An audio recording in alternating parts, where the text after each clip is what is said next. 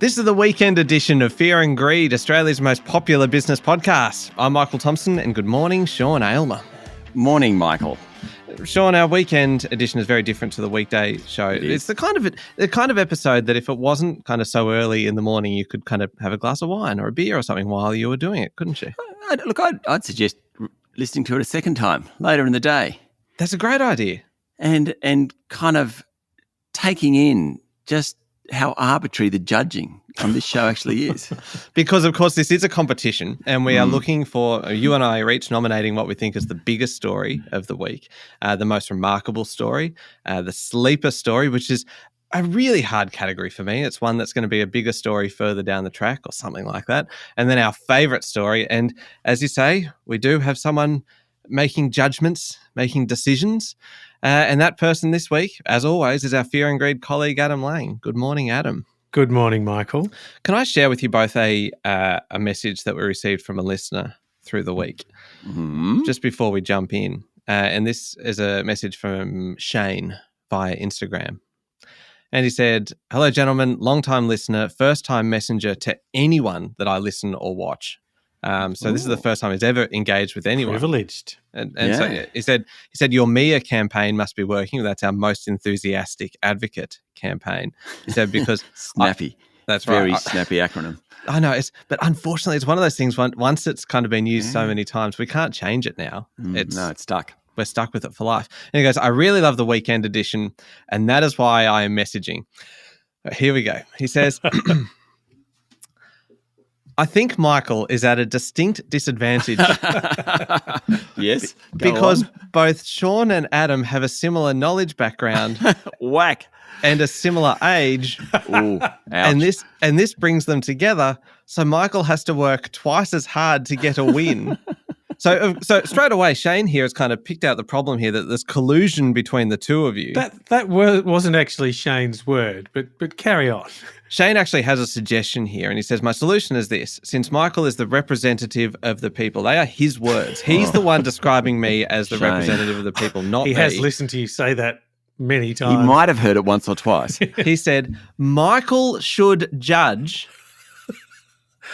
And I disagree with the next part of it. He says, "And the two brains can pick the stories." Oh, I like that part. I like that. With their expert knowledge. So, I mean, Shane has given me a sizable whack along the way here. He's like sprinkled some breadcrumbs, like some positivity there in terms of... To be honest, this is a pro-Michael Instagram message. Yeah. But I do like the fact that he has highlighted that at least when it comes to intellect, you might have topped the state in maths, Michael, but... Anyway, so I agree with Shane. Maybe, you know what, I should both nominate my stories and judge them as well. Like captain coach kind of thing. Oh, there's several authoritarian regimes that use a similar thing. I wasn't going to point that out. Okay, look, we'll give it one more crack today of seeing how we go. Let's see if I can kind of eke out a victory today. And we'll jump straight in. I say jump straight in after we've just kind of talked for 4.5 minutes. But thank you, Shane. Yeah, thank you, Shane, for your kind of bit of a compliment sandwich there. So I appreciate the input. Compliment sandwich, yes. Biggest story of the week, Sean. What was it? Well, it's been a really big week. It's a funny week because, one day was massive corporate news and next one was massive politics. Next one was massive economics. All in all, I think the biggest story of the week was economics, because this is the week we realised in hard data that the economy is slowing and inflation still isn't under control. And that's pretty scary. Firstly, the building sector has fallen out of bed. It's in a slump with approvals for new dwellings down 24% compared to a year ago. Now, obviously that's bad news for construction companies, and we've seen some of them go to the wall. Bad news for builders, certainly bad news for tradies, but it's also bad news for the economy, because the construction sector, more than anything or any other sector, has the highest multiplier effect. When someone builds a house, they fill it with stuff, carpets and fridges and TVs and things like that, and pictures that some partners don't like and others do. Anyway. This is a real issue for you, isn't it? No, Jackie. You mentioned this, you just kind of dropped a little hint through the week, and clearly your partner Jackie wasn't listening to that episode. Well, I'll see if this one works. You're feeling bold and you feel like you can get away with a second reference. Clearly, Jackie has bought a picture for your house, for your newly renovated house. No, you don't Michael, like please. it. Anyway, the economic effect, let's just move on. The economic multiplier effect from construction is huge, and that sector is in all sorts of trouble. We got monthly inflation, and for the 12 months to the end of April, it hit 6.8%. That's up from 6.3%. Housing, food, non-alcoholic beverages, transport, recreation, prices are rising sharply. Now, the good news is the trend for inflation is down. The bad news is that it's still way, way too high. Rising wages will also keep pressure on prices. We get the minimum and award wage decision next week. Bond markets are priced in another 25 basis point rate rise next week when the Reserve Bank meets. Also, we had the boss of Wesfarmers, Rob Scott, coming out saying the glory days of government largesse, low interest rates and good times for companies, including retailers, is well and truly over. And we're moving into what he calls the big squeeze. Wesfarmers is Australia's 10th largest company. It owns Bunnings, Officeworks, Kmart, Catch.com. Scott said the honeymoon for many retailers is over. Shoppers are trading down to cheaper products. Businesses face higher prices, particularly wage pressures. And there's this big COVID drop in productivity. Hence the big squeeze. It's looking bad. Higher inflation, slowing economy. And we saw it this week in real time. Massive story. Michael, not much flourish in that story, but a lot of worthiness. Did you say a lot of wordiness? Because that's how it felt to me. I get criticised a lot for taking too long, and it feels like today you have done that. Do you remember last week? Was it last week or the week before that we actually timed how long one of your stories? It was 6 minutes or something, wasn't it? Quite the flourish. The biggest story this week, I'm just going to move on. I'm going to ignore the two of you now. And I realise that even as I say this, that you're just going to groan. But it has been a big week, a huge week. Sean sounded a little bit uncertain at the start. He goes, I think the biggest story this week was the economy. No. The biggest story this week was in politics. But it's not one story. It's a number of stories combined into one. More like resigned acceptance at this point. I think. Yeah, I think you've learned that now. So look, I'm going to run through these very quickly. Okay? Yeah, sure. No, I am. I promise. So this week we had plenty coming out of Senate estimates. We got to kind of get a bit of an insight into what goes on behind the scenes in government departments, the decision making, the thought processes for kind of the top bureaucrats. It is fascinating, and there's always good stories coming out of it. And two highlights in particular: Reserve Bank Governor Phil Lowe giving some insight into his thinking on inflation, warning that the rental market could get even tougher. He also said that PwC won't be doing any work for the central bank anytime soon off the back of the scandal that has engulfed PwC over the last few weeks. We had Tax Commissioner Chris Jordan at estimates as well. He said that PwC was behind 15 schemes designed to help multinationals sidestep tax laws that PwC contributed to in terms of helping to design. $180 million in tax revenue a year is at risk there. There's plenty more came out of estimates. I'm going to move on from estimates because I'm thinking now of the speed. I think we need an asterisk next to the decision, Adam. Mm-hmm. So we've had two stories in this one story so far, and we're moving on to the others. Just pointing that out. Go on, Michael. Oh, okay. I think Shane has a point. There is collusion going on here. Adam, you could feel free to disagree at any point with Sean and say, yes, I'm going to remain impartial. Instead, you just went, twice, which kind of says that you're on board with this. No, I just wanted to let the silence speak for itself.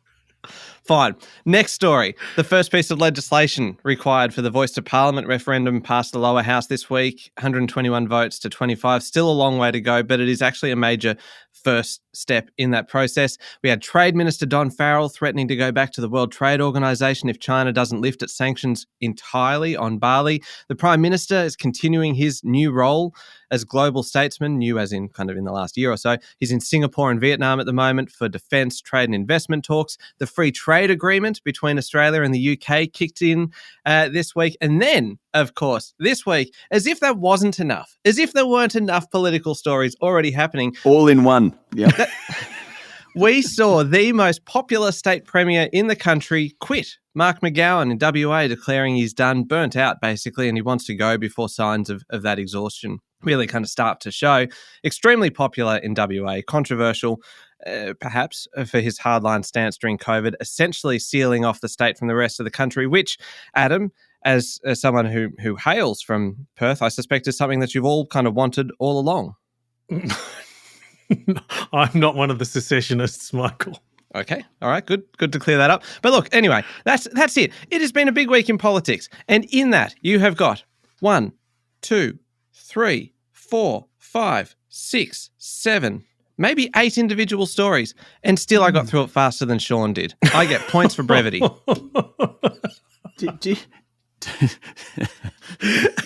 That was biggest story of the week is 8. Yes. I think the answer was in the last statement, really. 8 stories. Yeah, but I mean, Sean had building sector, that's 1, and then the inflation data, that's another. You had Wesfarmers boss coming out and saying things, and then like lots of little bits and pieces, kind of like just scattered around, whereas mine was one cohesive argument. Give me the point and let's move on. No, I think Sean's was economic data, and yours was a 8 stories of a political nature, and then A grab bag. or an Aylmer, depending on which week it is. Yes. I think Sean has to win this. Michael, all of those stories are important, but you didn't pick one and nail it. That's what we want to hear. Ooh. I think in this instance, the biggest single piece of data amongst the economic set was the inflation number going up.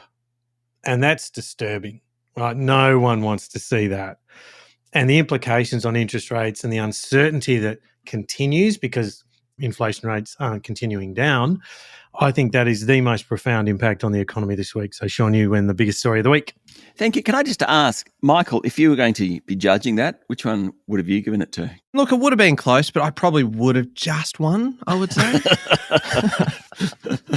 Righto, Michael, let's move in. How about you go first on the most remarkable story? All right. Well, this one's actually a very, very serious story. This one, there's no flourishes, no melodrama, because this is quite an extraordinary story. The biggest defamation trial in Australian history, I believe, the undoing of a Victoria Cross recipient. And so I really wasn't sure whether if this could almost be the biggest story of the week, but I suspect that those of us in the media tend to have a heightened interest and awareness of defamation cases, but by anyone's measure, the facts of this case are clearly remarkable, and there is kind of national significance to it as well.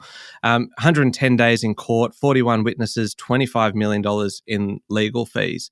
And at the end of it all, the extremely kind of disturbing realisation, as found by Justice Anthony Basanko, that Victoria Cross recipient Ben Robert Smith was involved in the unlawful killing of unarmed Afghan prisoners.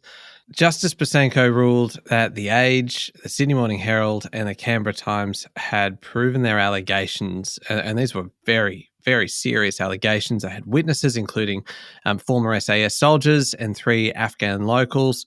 It was really, it was a huge gamble by Ben Robert Smith suing these newspapers for defamation. And in the end, it didn't pay off. In fact, it went the other way, with the judge finding that many, not all, but many of the allegations made by the newspapers were substantially true, including these 2, and I'm quoting here, that he broke the moral and legal rules of military engagement and is therefore a criminal. He disgraced his country, Australia, and the Australian Army by his conduct as a member of the SAS in Afghanistan. It is a remarkable story all round, sad and distressing in the details, but really a credit to the journalism of the reporters from those newspapers, from the 9 newspapers, and really to that company as well for standing by its reporting. Yes, kudos to Nick McKenzie and Chris Masters. They're the guys that pushed that, and good on what was Fairfax Now 9 for supporting their reporters in what is truly a remarkable story.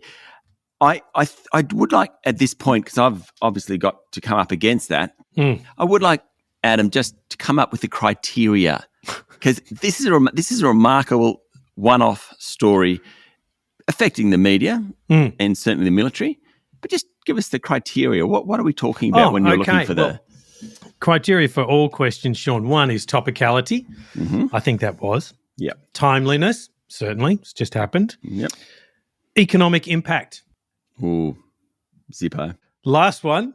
Yep. Subjective bias. Excellent. Right. I could be in trouble. Anyway, I am putting all my eggs into the economic basket one on this one. The most remarkable story, far more remarkable than what Michael was talking about, and that is a very serious issue, that one. Far more important and remarkable is house prices. Now, house prices across capital cities jumped by 1.2% during May, we found out this week, with Sydney prices now up nearly 5% since their lows, Melbourne up nearly 2%. Come on, no one in their right mind thought this was going to happen. Truly remarkable. Whether it can keep going is still an open question. It was the third consecutive monthly rise, though, from CoreLogic's National Home Value Index, and the acceleration in prices is much faster, or the acceleration during May was much faster than during March or April. Last month, Sydney prices jumped 1.8%. Now, that's the highest monthly gain since September 2021. And the value of a median dwelling in that city is now up nearly $50,000 since its January lows. Brisbane prices jumped last month by 1.4%. Perth was up 1.3%. All the capital cities were in positive territory. Everyone and their dog, and I mean their dog, are now upping their forecasts for house prices. And a shout out to our Stephen Koukoulas, who said that prices would fall by about 10%. It looks like he was right on this. Anyway, that's an aside effect. The wealth effect is upon us. That's not good for those hoping interest rates won't rise anymore, but it is truly remarkable what happened in the housing sector, particularly during May, which we found out this week. Adam. Okay, great battle. I have to give this one to Michael. And even on the economic impact, I think, Sean, the fact that the remarkability of house prices going up again in May was incredible. And I must also reference the great interview you did with Tim Lawless from CoreLogic. Bonus point. Oh, you don't want to appear too desperate, Sean. Nice plea, but no. Oh, as soon as you said Ben Roberts-Smith trial, as if I had a chance in this one. Come on.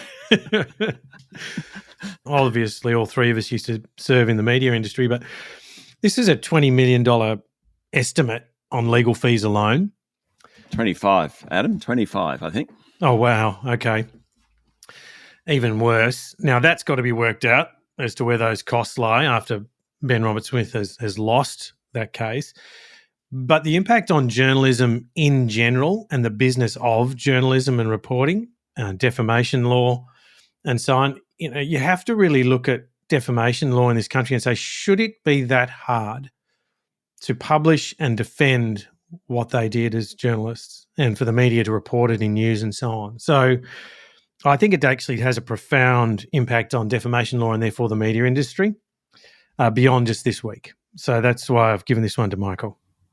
Yeah, it's interesting. I mean, so I accepted the ruling. It is interesting what you say there because the burden of proof is so significant. And obviously Fairfax/9 spent a lot of money flying people over from Afghanistan and getting SAS soldiers to speak. And so, I mean, the burden is so heavy and they did it. And so all credit to them. And I mean, I have sort of I didn't oversee this story in any sense, but I have been involved in stories which are major. And the media goes through all sorts of trials and tribulations about whether they should run them or not, because in the end, their job is to kind of reveal the truth. But you can really hurt people along the way, and that's not the goal. And so anyway, all credit to them for going through with it. Yeah. That was the most serious 10 minutes we've ever had on the weekend edition. I know. All right. We will come back in a moment and lighten things up a little bit with the sleeper story of the week.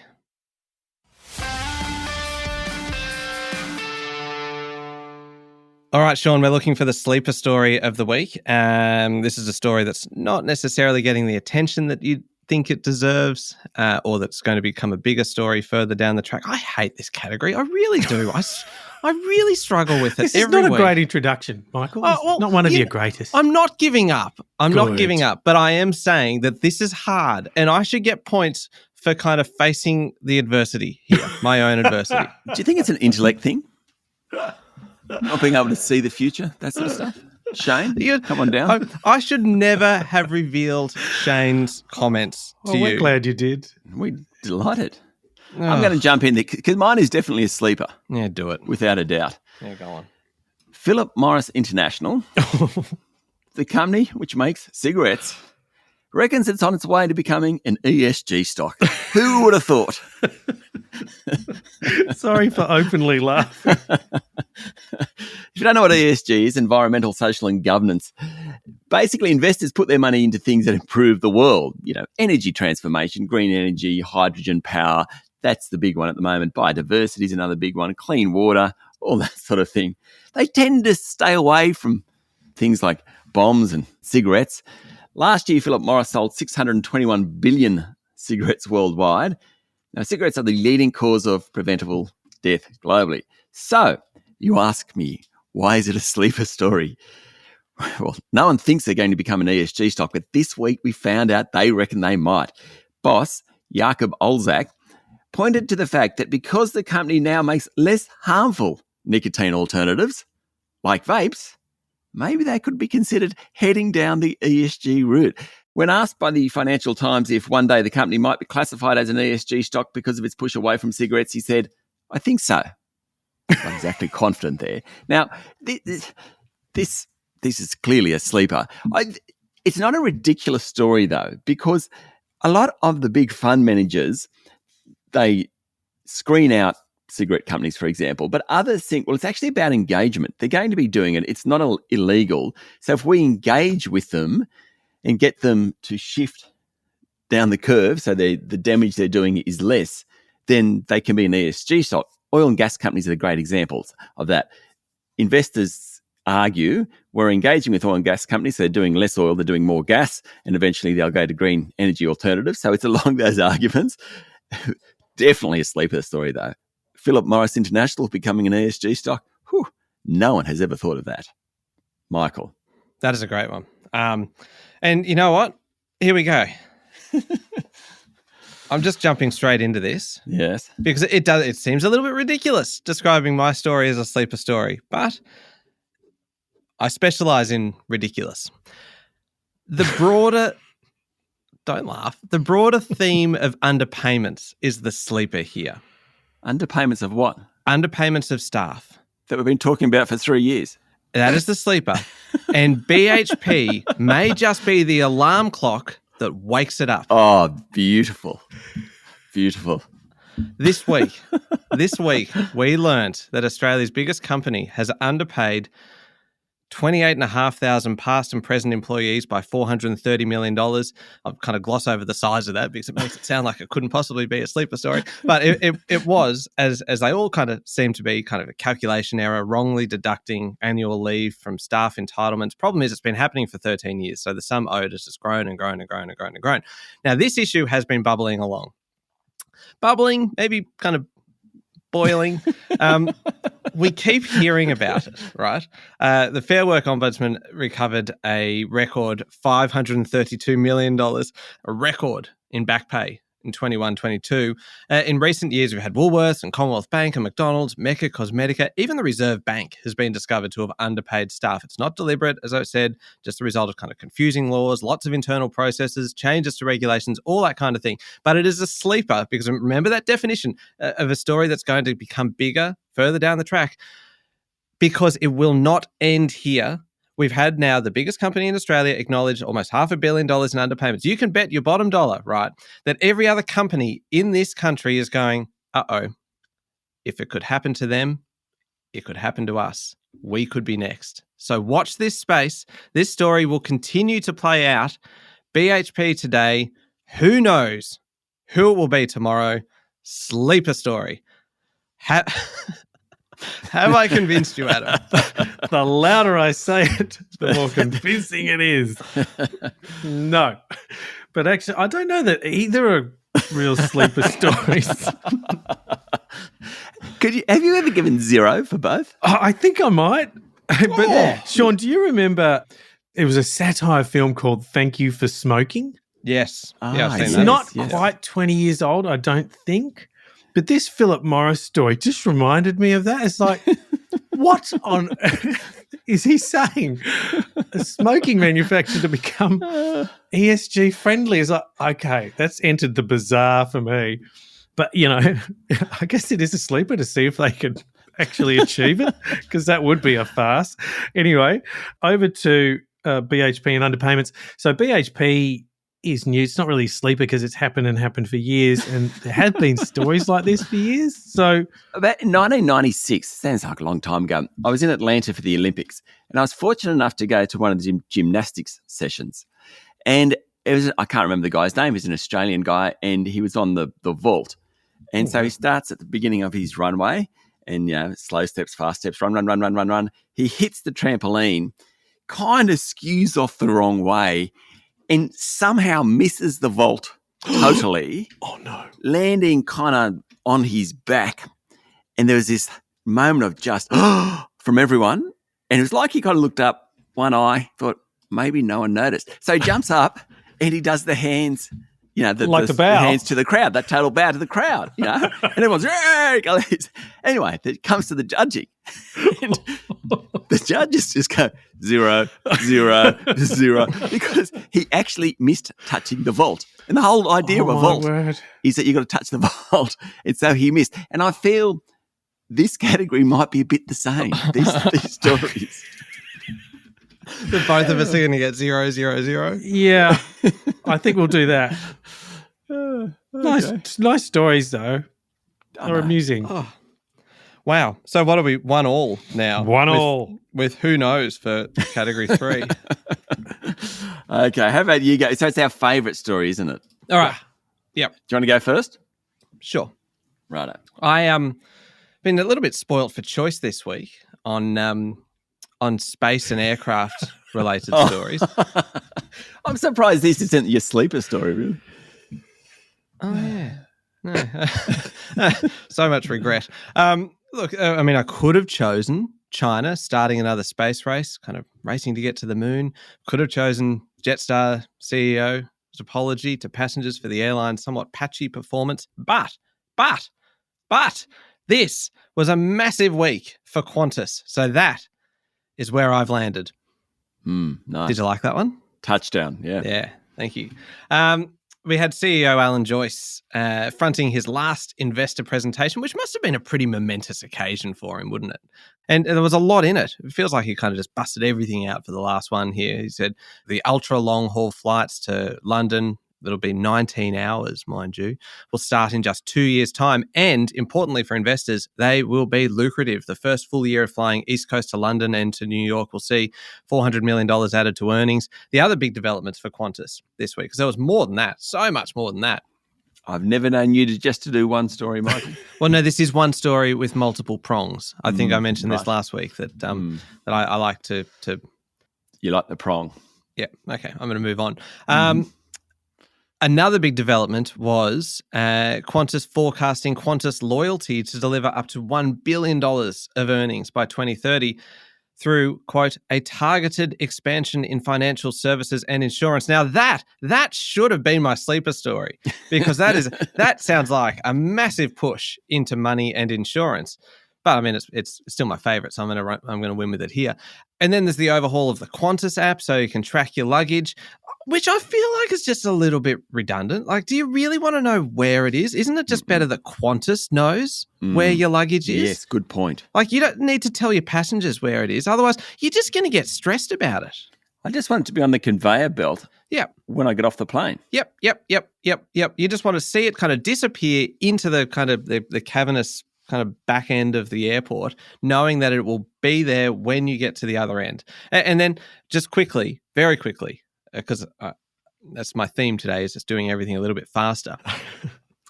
Those 19-hour flights. 19 hours is a very long flight. So, Adam, I did a little bit of research for you to see how you could fill that time. And did you know that you could watch all 9 Star Wars films, and I know you're a fellow Star Wars fan. Back to back? Yes, back to back in 20 hours and 39 minutes. So I reckon if you skip the credits and the boring bits where Luke and Yoda are talking about boring stuff, which what? There'll be no skipping there. You could just about fit it all in. Okay. And maybe do the whole Lord of the Rings series on the way back. Well, no, that would be ridiculous. I've never seen Lord of the Rings, so I mean, I really can't kind of pass judgment. Crazy talk. No. Well, I mean, 20 hours, 39 minutes, I mean, you've also then got a kind of the couple of spin-off films, and you could watch The Mandalorian and some other kind of series as well if you wanted to on the way back. But 19 hours, enough time to watch all 9 Star Wars movies. Anything from the LucasArts family? Yeah, go for it. Yeah, watch Indiana Jones. There's a new Indiana Jones movie coming out. So I thought I'd share that with you. Sorry, I kind of forgot we were recording Ford, there. still going. Yep. Look, that's kind of, I mean, what, more plain stuff from Michael? No surprises. My favourite is purely on entertainment value. And this is about the government official in India who was suspended from his job after he ordered a water reservoir to be drained so he could retrieve his smartphone, which he had dropped while taking a selfie. So the food inspector dropped his Samsung smartphone. Not sure why everyone keeps talking about it as a Samsung smartphone. Good product placement, though. Well done, Samsung. Perhaps so. Into this reservoir in central India. This is according to the Times of India, which is a very reputable newspaper. The inspector then instructed local divers to jump into the reservoir to find the phone, claiming it contained sensitive government data. Now, they couldn't find it, so he then went and ordered for the reservoir to be emptied using diesel pumps. Now, I don't really know why a food inspector would be listened to in this instance. However, over the next 3 days, more than 2 million litres of water was pumped out, which is enough to irrigate at least 1,500 acres of land. The food inspector told local media the water in the reservoir was unusable for irrigation, which proved to be wrong, and that he'd received permission from a senior official to drain it, which also proved to be wrong. He was seen sitting under a red umbrella. Again, don't know why the red umbrella is so relevant, watching all this going on. Anyway, the upshot of it is they found the phone. Alas, it didn't work. Oh, my God. What a great story. The fact that it's just gotten publicised around the world. No. Including the images of him sitting, watching, supervising the drainage. So, okay, favourite. I think, Michael, you mentioned China and the moon, Jetstar's patchy performance, but landed on Joyce's last presentation for Qantas being your favourite story of the week. Very interesting business story. He's had, 15 years at the helm? Yep. I should say in the pilot seat, shouldn't I? And he has... Captain. He has done, it's an incredible company to run. And investors, I think, broadly believe he's done a very good job. And it has been at times very controversial. But, 15 years at the top is significant. I don't know that it can rank as my favourite, though. But economic importance, the business significance of this. Yes, certainly business significant. Sean, it is a great favourite story, but it has no business impact whatsoever. No, 15,000 acres of land could have been irrigated using this reservoir. That's true. And what about all the employment of the people draining the reservoir? That's good. Productivity, stuff like, lack of productivity from the food inspector. I can actually hear you clutching at straws there, Sean. I have to give this one to Michael. Oh, surely not. Unfair. I do. Because 15 years running one of Australia's biggest companies coming to an end, and investors say, I think he's done a very good job. So I have to give this one to Michael. Okay, so it's 2-1 overall. 2-1. But can I make a forecast? Last week, we both did PBs. Yep. This week, we're going to be doing PWs. Has been very amusing, though. So you're both tied with 66 points. What an appalling weekend edition. No, appalling on the score, but we had a lot of fun along the way. It has been very good. Excellent. I will accept the win. It's my first win in some time, so I shall be celebrating that one. Thank you very much, Adam. Oh, thank you, Michael. And thank you, Sean. Thank you, Michael. Make sure you're following the podcast. Join us online as well, on LinkedIn, on Instagram. There's plenty going on there. Twitter and Facebook. I'm Michael Thompson. Have a great weekend.